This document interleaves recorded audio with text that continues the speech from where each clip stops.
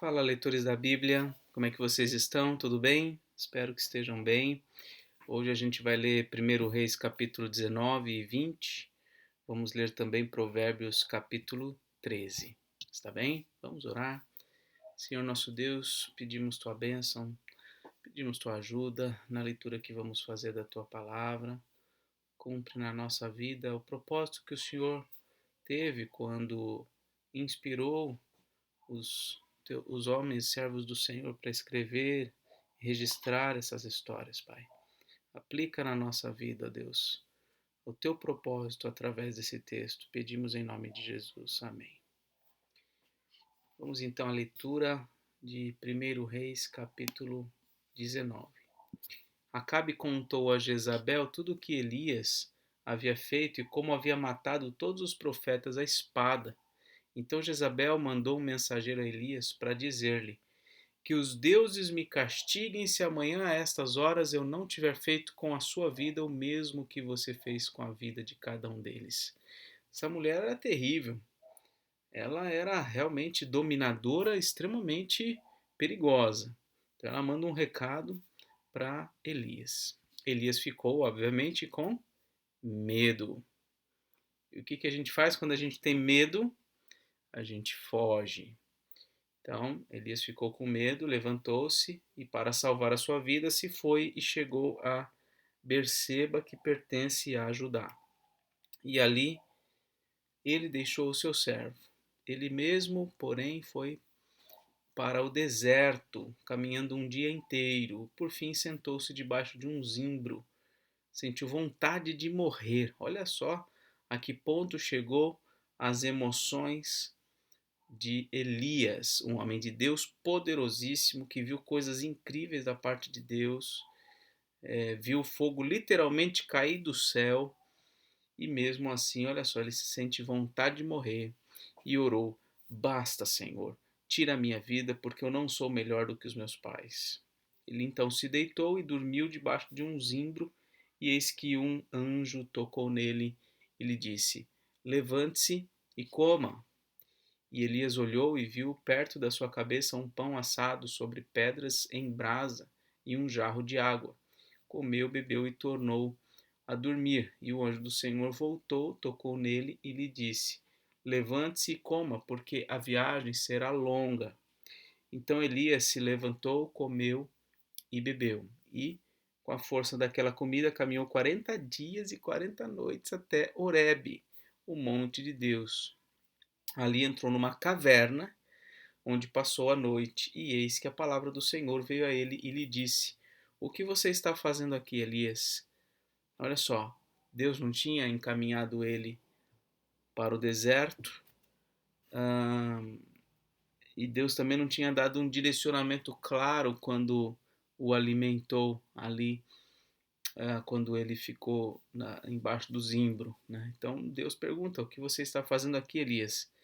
Ele respondeu: Tenho sido muito zeloso pelo Senhor, Deus dos exércitos, porque os filhos de Israel deixaram a tua aliança, derrubaram os teus altares e mataram os teus profetas à espada. Só fiquei eu e eles estão querendo tirar minha vida. Então, na visão de Elias, ele está sozinho. Tem mais ninguém crente como ele, nenhum profeta mais. Ele se vê sozinho, ele se vê em perigo e ele quer para si a morte. Ele disse: Basta, eu não aguento mais essa situação.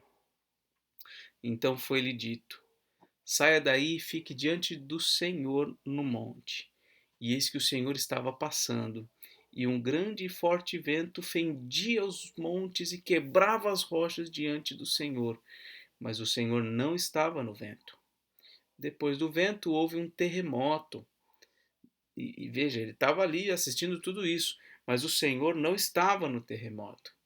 Depois do terremoto veio um fogo, mas o Senhor não estava no fogo, como muita gente pensa, né? E depois do fogo veio um som de um suave sussurro.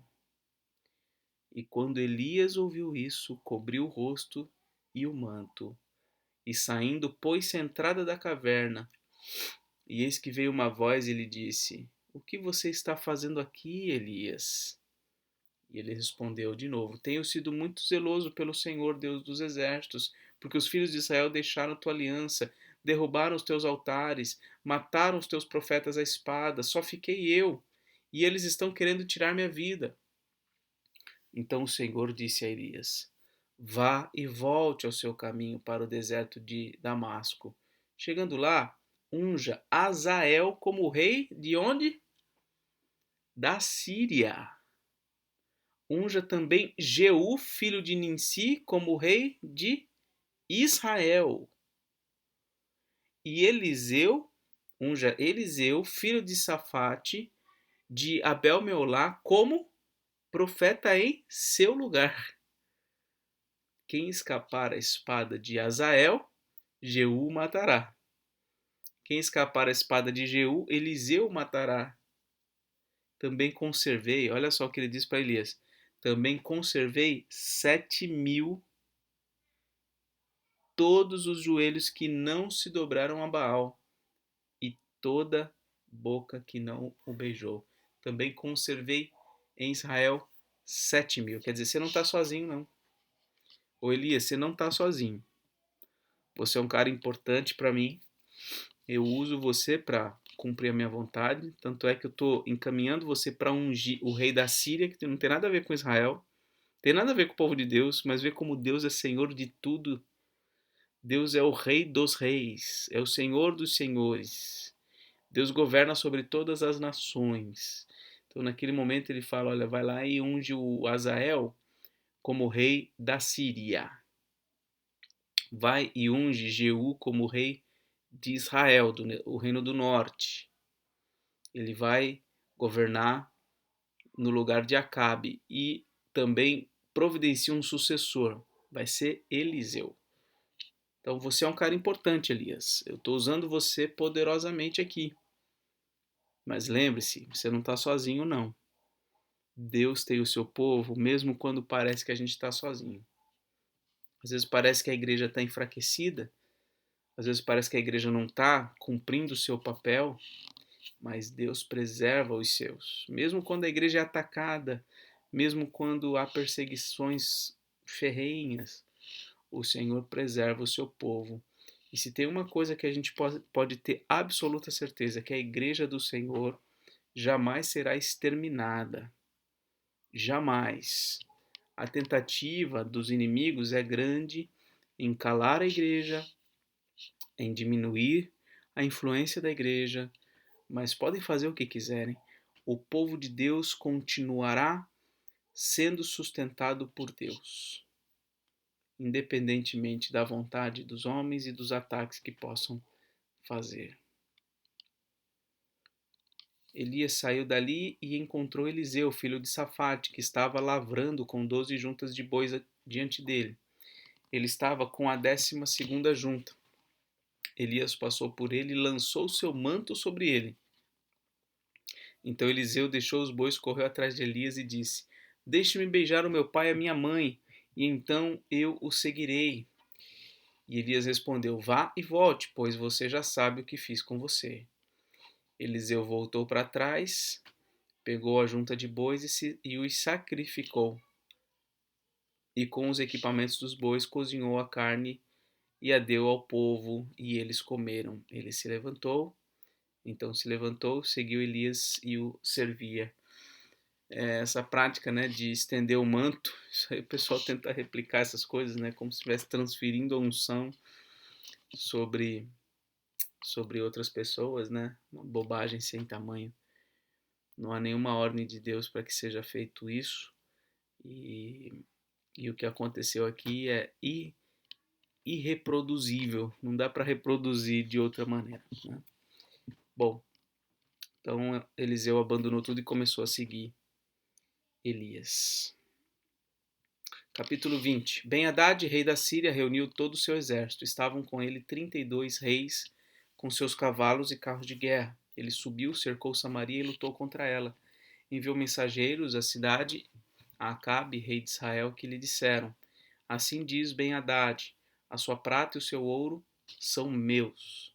As suas mulheres e os seus melhores filhos também são meus. Então, Ben-Hadad, o rei da Síria, vem e cerca Samaria, que era a capital do reino do norte. Fala, olha, tudo que vocês têm de mais valioso é meu agora. Acabou. O rei de Israel respondeu, seja conforme a sua palavra, ó rei, meu senhor. Eu sou o seu, está aqui. E tudo que tenho é seu também.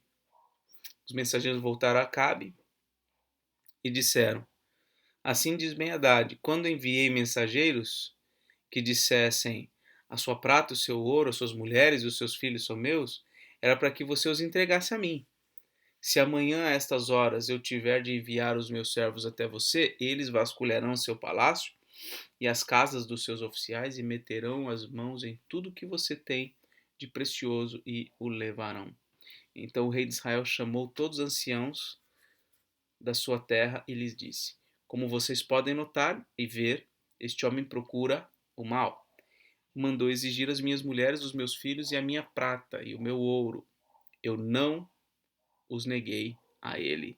Esse Acabe era um homem fraco, pensa num homem fraco, casado com Jezabel, que era uma mulher extremamente forte para o mal. Né? Versículo 8. Todos os anciãos e todo o povo lhe disseram, não lhe dê ouvidos e não consinta.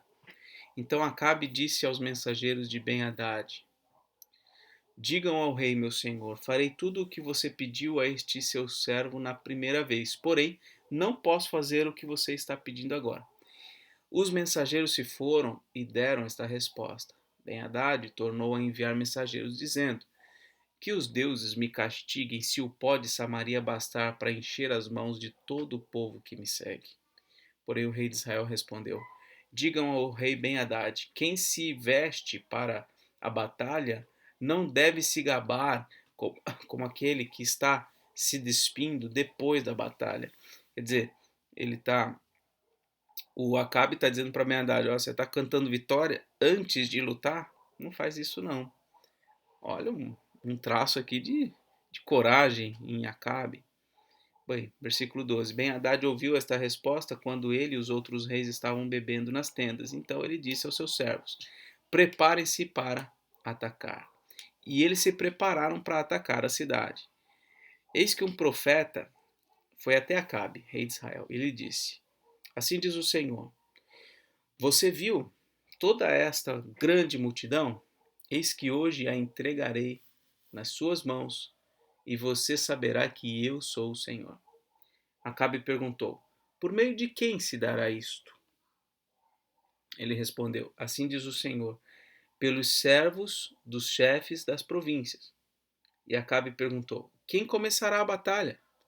E o profeta respondeu, você. Então Acabe contou os servos dos chefes das províncias, e eram 232. Depois contou todo o povo, todos os filhos de Israel, e eram 7.000. Gente, olha só, 7.000 homens. Israel era um povo fortíssimo. Olha o que restou.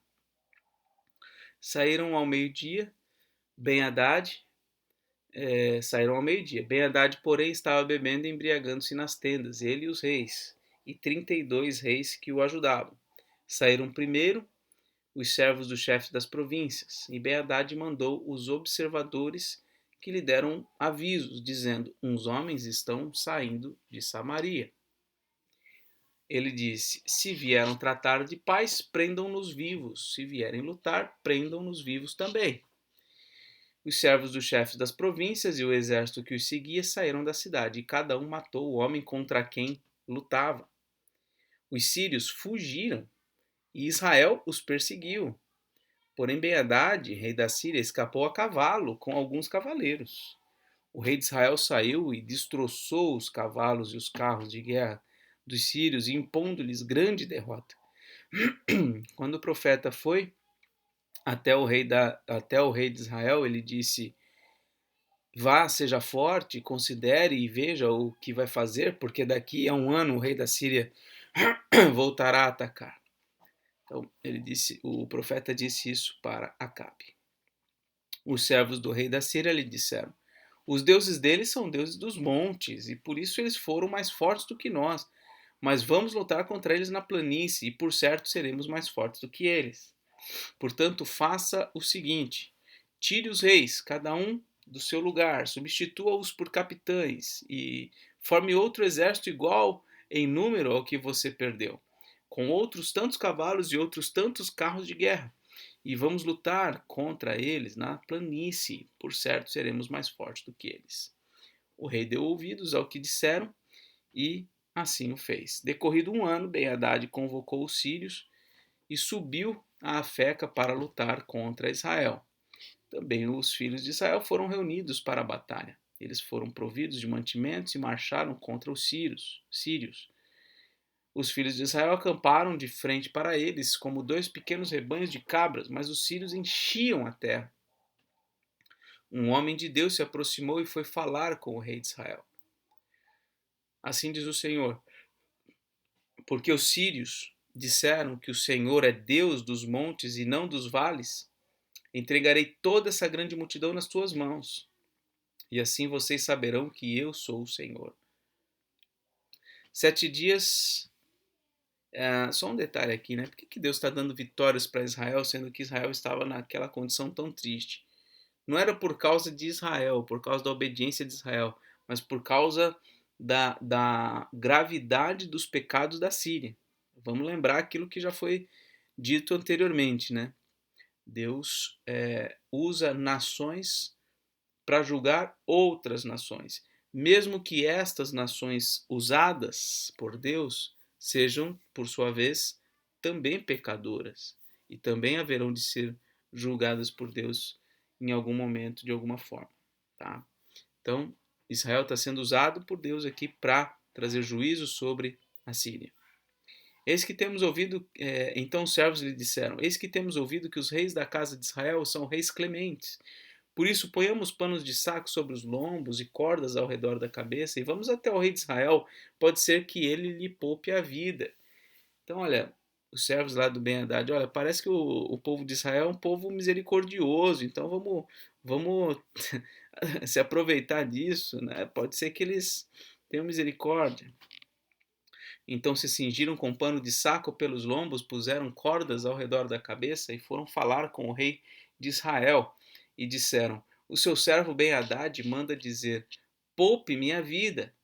E Acabe respondeu: então ele ainda está vivo? Ele é meu irmão. Pronto, o coração de Acabe se derreteu. Aqueles homens tomaram isso como um bom sinal. Logo se aproveitaram dessa palavra e lhe disseram: sim, o seu irmão Ben-Hadad. E o rei disse: vão e tragam-no aqui. Então Ben-Hadad saiu para se encontrar com Acabe, e este o fez subir na sua carruagem. Ben-Hadad lhe disse: vou restituir as cidades que o meu pai tomou do seu pai. Você poderá vender os seus produtos em Damasco, como meu pai fez em Samaria. E Acabe respondeu: com esta aliança deixarei que você fique livre. Olha só a estupidez de Acabe. Então Acabe fez uma aliança com ele e o deixou ir embora. Deus já tinha falado que iria entregar todo mundo nas mãos de Israel. E Acabe faz uma aliança com seu inimigo. Olha a estupidez. Então, por ordem do Senhor, um dos discípulos dos profetas disse ao seu companheiro: por favor, me esmurre. Então o profeta falou: vem aqui, me dá um murro aqui.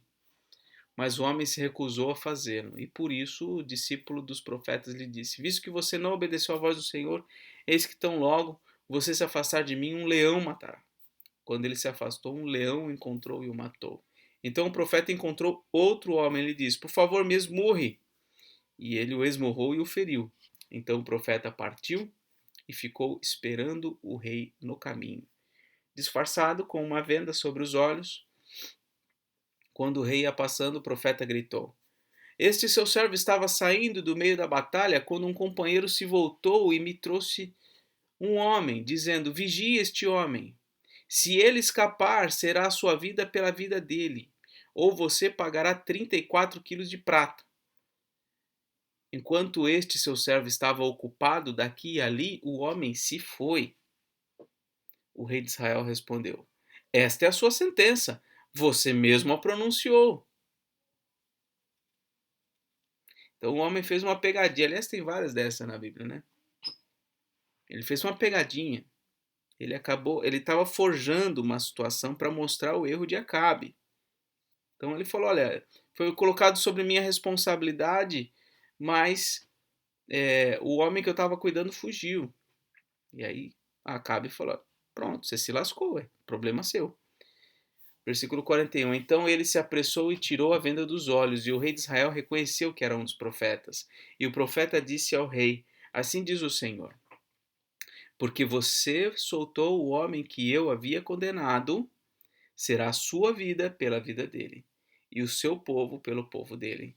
Então o rei de Israel se dirigiu à sua casa, aborrecido e indignado, e chegou a Samaria.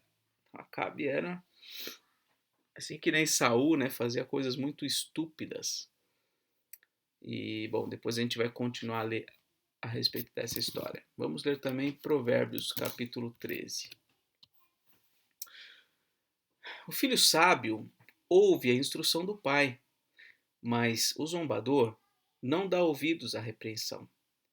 Do fruto da boca cada um comerá o bem, mas os infiéis só desejam a violência. Quem vigia suas palavras conserva a vida, mas o que fala demais arruína a si mesmo. O preguiçoso deseja e nada tem, mas o desejo dos que se esforçam será atendido.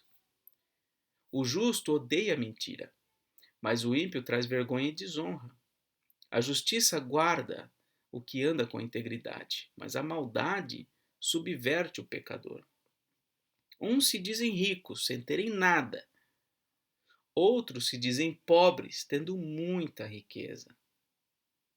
O resgate pela vida de alguém são as riquezas que ele tem, mas o pobre não corre o risco de ser ameaçado. A luz dos justos brilha intensamente, mas a lâmpada dos ímpios se apagará. Da soberba só resulta a discórdia, mas a sabedoria está com os que se aconselham. Olha só que interessante. Da soberba só resulta a discórdia, mas a sabedoria está com os que se aconselham. Ou seja, os que não se aconselham, segundo esse versículo aqui, são soberbos. E quem é soberbo, quem não busca conselho, só vai encontrar o quê? Discórdia.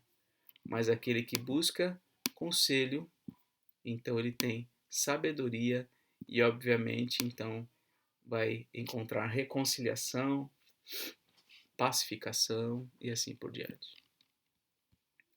A riqueza obtida com facilidade, essa diminui. Nem quem a ajunta pelo trabalho, deixa eu ler de novo. A riqueza obtida com facilidade, essa diminui, mas quem a ajunta pelo trabalho, esse a vê aumentar. Isso aqui é tranquilo, né?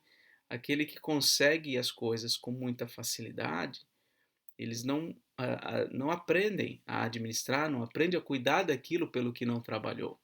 Agora, quando se consegue algo como fruto do seu próprio trabalho, então a tendência é que aquilo seja cuidado, seja preservado e venha até a aumentar. Esperança adiada faz adoecer o coração. Desejo cumprido é árvore de vida. Quem despreza a palavra terá de pagar por isso. Mas o que teme o mandamento será recompensado. O ensino do sábio é fonte de vida, para evitar os laços da morte. O bom senso conquista favor, mas o caminho dos infiéis é intransitável. Quem é prudente age com conhecimento, mas o tolo espalha a sua tolice. O mensageiro perverso se precipita no mal, mas o embaixador fiel produz cura. Pobreza e vergonha sobrevêm ao que rejeita a instrução, mas o que aceita a repreensão será honrado. O desejo que se cumpre agrada a alma, mas os tolos detestam afastar-se do mal. Quem anda com os sábios será sábio, mas o companheiro dos tolos acabará mal. A desgraça persegue os pecadores, mas os justos serão recompensados com o bem. O homem bom deixa herança aos filhos dos seus filhos. Mas a riqueza do pecador é depositada para o justo. As terras dos pobres dão mantimento em abundância, mas isso se perde por falta de justiça. O que retém a vara odeia o seu filho. Quem o ama, este o disciplina desde cedo. O justo tem o bastante para satisfazer o seu apetite, mas o estômago dos ímpios passa fome. Muito bem, mais uma série de provérbios aqui bem aleatórios, né? Não me lembro se houve algum anterior, mas temos aqui um provérbio sobre a criação de filhos e a importância da disciplina, né? Enfim, muitos ensinamentos importantes aqui para a nossa vida. E assim terminamos a leitura de hoje. Esse vídeo vai para o YouTube na sexta-feira, dia 4, ok? 4 de agosto de 2023. Um forte abraço e até a próxima, se Deus quiser.